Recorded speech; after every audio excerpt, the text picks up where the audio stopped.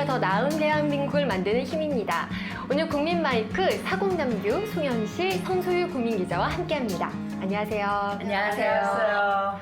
다음 주면 벌써 한가위입니다. 우리 속담 중에 그런 말이 있잖아요. 더도 말고 덜도 말고 한가위만 같아라. 다음 주면 한가위인데 어떠세요? 반가우신가요? 네, 저는 이 한가위가 되면 참 반가워요. 왜 그러나 하면 옛날에 어릴 적에 그 고운 한복 입고 우리 집에 많은 사람들이 모여가지고 제사 지내고 음식 이렇게 만들어가 나누어 먹고 이래가지고 저는 어릴 때 우리 집이 굉장히 부자인 줄 알았어요. 지금도 마음은 부자예요. 예, 그래서 참 반갑습니다. 성소유 기자님은 어떠세요? 저도 반가워요. 저도 학교에 자격증의 취업 준비 때문에 바쁜데 추석이면 연휴잖아요. 그래서 친구들도 다 연휴면 쉬는 날이니까 추석을 좋아해요. 저도 명절이 되게 반가워요. 왜냐하면 보고 싶었던 친인척들을 모두 볼 수 있어서 너무 반가운데 장보기부터 음식장만 하랴 그리고 친인척들 그러니까 시간 안 가리고 막 오시잖아요. 막 밤 10시에도 오시고 그러니까 그분들 대접해드리고 치우고 정리정돈하고 그 다음날 또 새벽같이 또 차례를 지내야 되는 게 살짝 부담은 되더라고요. 저도 이번에는 저희 5일 쉴 수 있잖아요. 그래서 너무 좋은 거예요. 그냥 쉬는 것만으로도 좀 좋은데 또 아무래도 이 추석이라고 하면은 가족도 만나고 친척도 만나니까 기다려지는 거는 사실인 것 같아요. 근데 요즘에는 뭐 여행을 가거나 아니면은 모이지 않고 각자 보내시는 그런 분들도 많으시더라고요. 그래도 우리나라 민속의 명절 중에 최고 명절인데 그냥 식구들을 한 번이라도 얼굴이라도 보고 그렇지 않으면 볼 기회가 없어요. 예, 저는 외국 여행을 가거나 또 각자가 자기 집에서 뒹굴뒹굴 하면서 보내는 거는 저는 반대입니다. 저도 1년에 2번 있는 큰 명절에 가족들을 만나는 게 좋다고는 생각을 하는데 예전이랑 지금은 가족의 의미가 많이 달라졌잖아요. 지금은 이제 명절의 본래 의미에 더 집중해야 하는 시기라고 생각을 해요. 서로 행복하고 즐겁게 보낼 수 있는 방법이면 굳이 가족이 만나지 않아도 각자 잘 보내면 그게 명절을 잘 보내는 거라고 생각해요. 정말 명절에 여행 가시는 분들이 많이 늘어났더라고요. 명절만 되면 인천공항에 그렇게 사람들이 많다면서요. 근데 솔직히 저도 이제 친정에서는 대가족이었기 때문에 명절에 가족들과 함께 보내는 것이 너무 즐거웠는데 시집 와서 이 환경은 핵가족화가 된 거예요. 그러니까 별로 친인척도 별로 안 계시는데 그분들마저도 안 오고 우리 식구들끼리만 보내면 한편으로는 또 여행 가는 사람들이 부럽기도 해요. 솔직히 말하면. 벌써부터 좀 세대 차이가 조금 의견이 나는데요. 저도 사실 결혼하기 전에는 인천공항의 한 사람이었거든요. 그런데 결혼하고 나니까 이래저래 눈치 보는 곳이 많아져가지고 꿈도 꾸지 못합니다. 그럼 이번 추석에는 다들 어떻게 보내실 계획이신가요?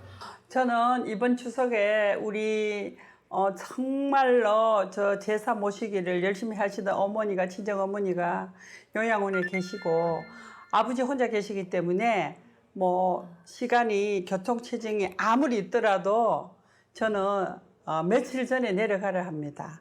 내려가서 또 친정에 가가지고 또 아버님 살아계실 때 저는 돌아가실 때 제사는 헛거잖아요.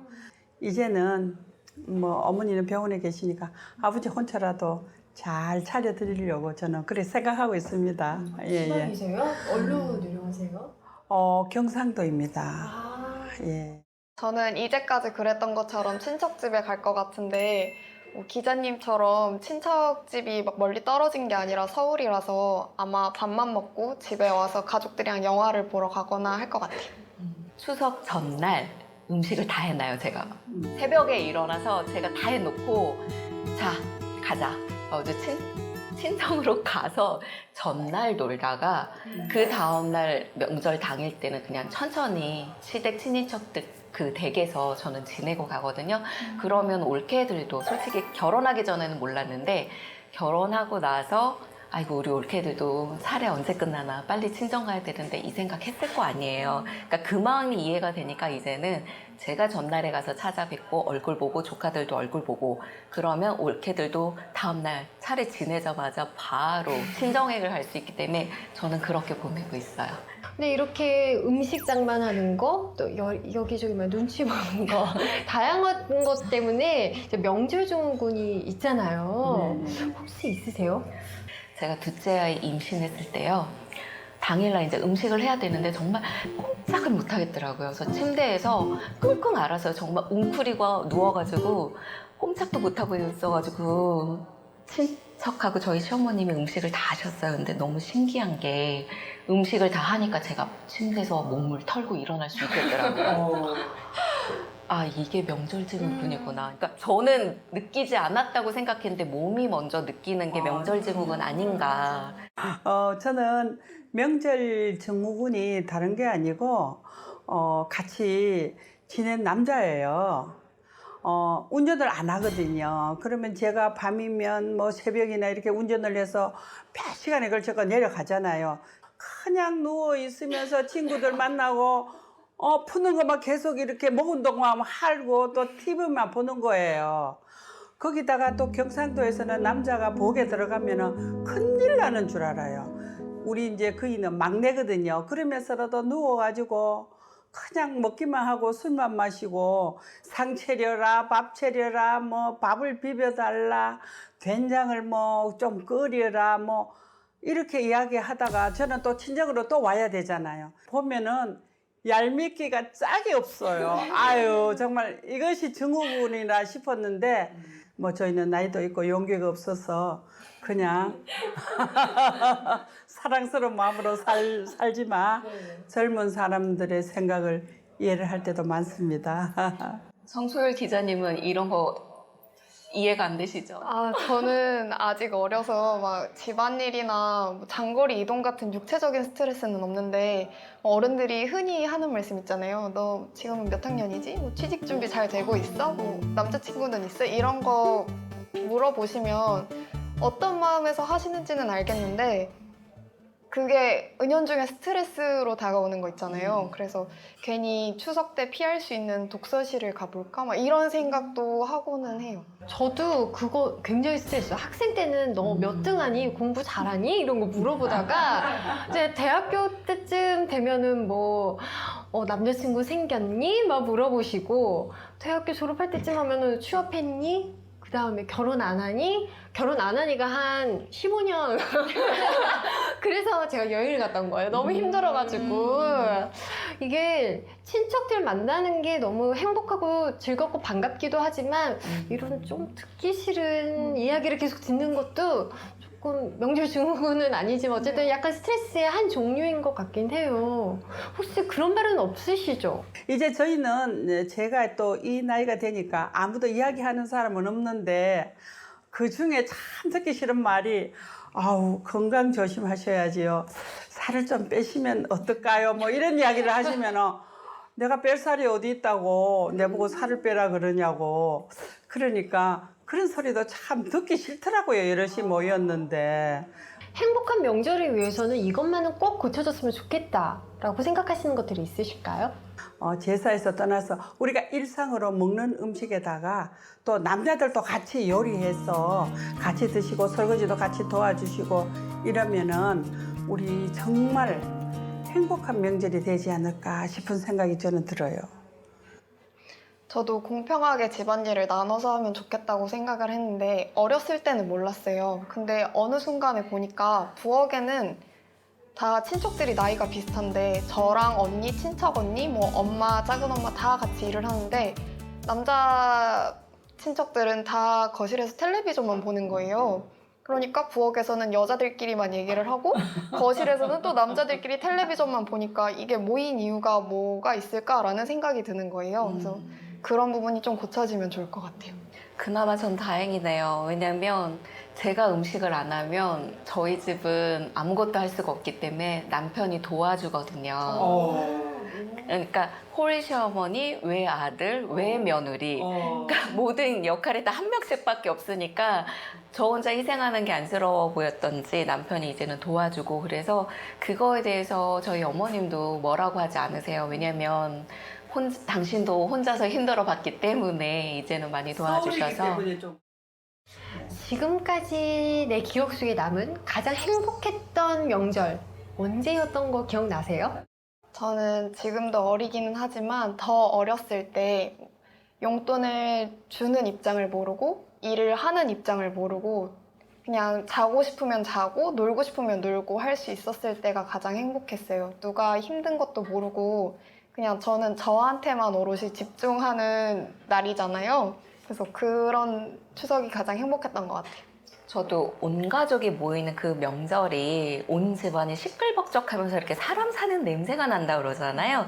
그때가 가장 행복했던 것 같았었고 그 시기는 결혼 전이었어요. 왜냐면 올케들은 음식을 만들고 저는 어린 조카들을 보고 음식이 다 끝나고 나면 그 음식들로 오손도손 앉아가지고 그동안 무슨 일이 있었는지 그 얘기를 나누고 이런 분위기가 되게 여유롭게 즐겼었거든요. 근데 결혼하고 나면 제가 음식을 만들어야 하는 주체자가 되잖아요. 그러니까 네, 그러다 보니까 쉴 수 있는 여유가 없는 거예요. 그래서 결혼 후에 느꼈던 게 이런 행복한 명절의 분위기를 만들어주는 거는 그 뒤에는 이 우리 대한민국의 며느리이자 엄마들의 희생들이 있었기 때문에 우리가 그 행복한 명절이라는 추억을 갖고 있지 않았나라는 생각을 해보게 돼요. 네. 그럼 엄마들도 행복할 수 있는 명절이 되기 위해서는 사회적으로 어떤 것들을 좀 뒷받침해 줘야 될까요? 엄마들의 어떤 희생, 여자들의 희생을 바라는 것보다는 남자들이 같이 해가지고 같이 먹고 같이 사랑스러운 대화를 나누고 이것이 저는 명절다운 명절이라 생각하고 즐거울 것 같아요. 다른 며느리와 우리 집 며느리의 비교. 며느리가 못나서 그렇게 당신이 부족한 대접을 받고 계신다라는 투의 말씀은 비교부터 시작되는 것 같아요. 저도 그 비교가 되게 안 좋은 거라고 생각을 하는데 저희 친척들은 비교를 하지는 않으세요. 그냥 안부를 물으시는 건데 그 안부를 듣다 보면 그냥 스스로가 비교가 되는 거예요. 제가 잘하고 있으면 또 기죽어 있는 친척 눈치를 보게 되고 또 못하고 있으면 못한 대로 눈치를 보게 되는 거 있잖아요. 그래서 이럴 바에 안부를 뭐 어느 학교 다녀? 뭐 무슨 전공이야? 취직은 어떻게 할 거야? 이런 안부보다는 그냥 잘 지내지? 뭐 건강 챙겨? 이런 정도에서만 끝나면 좋을 것 같다고 생각했어요. 이상적인 명절의 풍경은 어떤 것들이 있을까요? 꼭 제사처럼 이렇게 차례를 해야 된다는 그런 것보다도 음식은 하되 이렇게 많이 모여가지고 같이 하면서 정담을 나누는 그런 명절 풍습이 돼야 되겠어요. 만약 여자들이 이제 재료 손질을 해놓으면 남자들도 옆에서 같이 산적도 깨주고 야채도 손질해주고 그러면 하루 종일 음식했던 그 시간들이 반나절이면 끝나니까 훨씬 더 가족들하고 많은 이야기를 나눌 수 있고 정담을 나누며 정말 우리의 즐거운 명절 문화를 만들 수 있지 않을까요?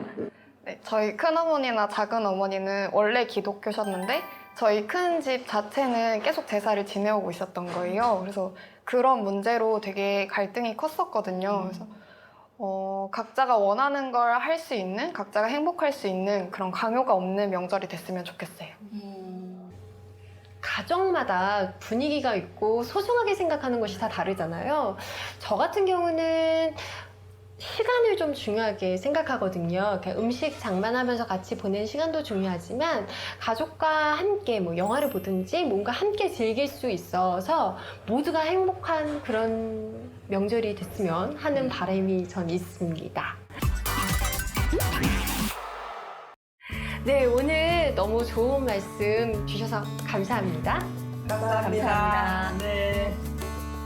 누구 한 사람의 희생이 아닌 모든 가족이 함께 즐기고 또 행복할 수 있는 명절이 되기를 바라면서 이번 명절은 명절 증후군이 아닌 명절 엔돌핀이 돌기를 기대합니다.